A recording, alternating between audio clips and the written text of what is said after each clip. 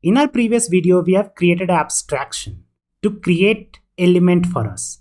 And that abstraction is known as ELM function. And that takes three parameter type, attribute, and children. And based on that, it creates element for us. So now what we will do, we'll try to compare the previous solution with the one that we created right now. So this is how our create UI function used to look like. But now it looks something like this. So earlier, when somebody would have asked you, so is this input element a children of Li or not? For that, you will have to look into all this code to understand. And when you'll come to this line and you'll say that we are pushing input P and span into Li. So in that way, we will figure out whether it is a children of Li or not. But the solution that we have created, if you want to see whether this input is a children of Li or not, you will be like, I can see this element Li has three children and all these three children are listed in the same function where we are creating Li. So in that way, the readability has gone a bit up. So try to compare this. Here what feels like is all the elements are independent. But here we can see we have one Li element and that element has a name, some attributes and some children. Inside that, each children can have their name, some attribute and children also. Like in case of P, we have a children, there is no attributes. Now what we will try to do, I'll just go ahead and comment out this code and try to use this function that we have created on a different application. And that application can be anything. For now, I've just taken an example of GOT app that we created in DOM. So let's look at it. How does it look like? So this is our GOT app. We will try to use the function that we have created in To-Do app right here. So we'll copy this function that we have created, paste it right here and try to refactor our code. So I'll paste this code. This is our function that we need.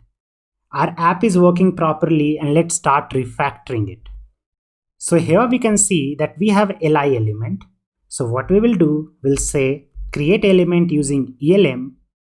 And if you want to look at the structure, we can look at it into the HTML. We can see we have UL. We are creating a Li. So Li has four children, image, H2, P, and button. So what we are going to do, Li doesn't need any attribute, so we'll pass empty object. At the same time, Li needs to have three children. And those three children are image attributes. So first let's convert this into ELM. Now, so the children for Li is image. That is the first children. This is the second children. I'll put a comma, put it here. Third one is P element, put it here. And the last one is button element. Now, I'll delete all these elements, image, H2, P, and button. Image has two attributes, alt and src. So let's put that here. Second parameter will be an object. Inside that object, we are going to put alt that will come from somewhere. Similarly, we'll put src. So image is done now. Let's move on to the next one. That is H2. And here it is an inner text. And we have already talked about it. Inner text will not go into attribute. It will go as a children. So for children, we are just going to say it should be people.name. So this line is also done. Same is the case with P element. It will have a children. So second parameter will be empty. And third will be people.description because that is a children. So this part is also done.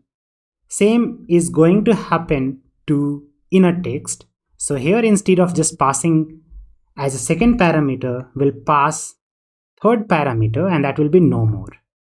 So we are done. And one important thing, we don't even have to do this now. So we'll delete this part and save it.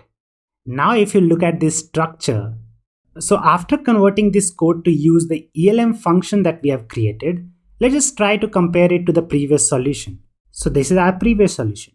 Uncomment it. And here we can see how we were writing it earlier.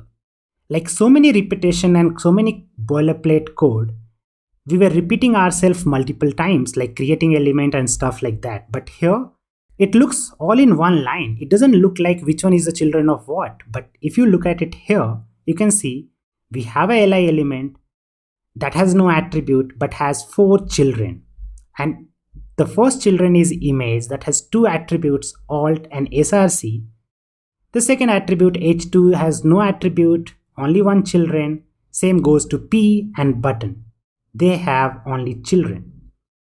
So that is the difference between writing it this way and writing it by using abstraction that we have created. Let's go ahead and test our function if it is working properly or not. Refresh it and we can see everything is visible here. When you click on Starks, only Starks will be visible. When you click on Lannisters, only Lannisters are visible. So our app is working properly even though we are using a special function, you can also call it abstraction, to create our element everywhere we go. So from now onward, we can keep a copy of this function in every project that we are making. And if you create dynamic HTML structure like this is much more readable than the previous solution that we had. So in this way, we created our own abstraction known as ELM. So in our next video, what we will see is like React gives you a very similar function that we have created our own right here. And React uses this to create element because this is easier and much more readable way of creating dynamic elements. So in this video, what we did is we just took our abstraction and tried to use the same abstraction in a different example so we can understand this abstraction is useful.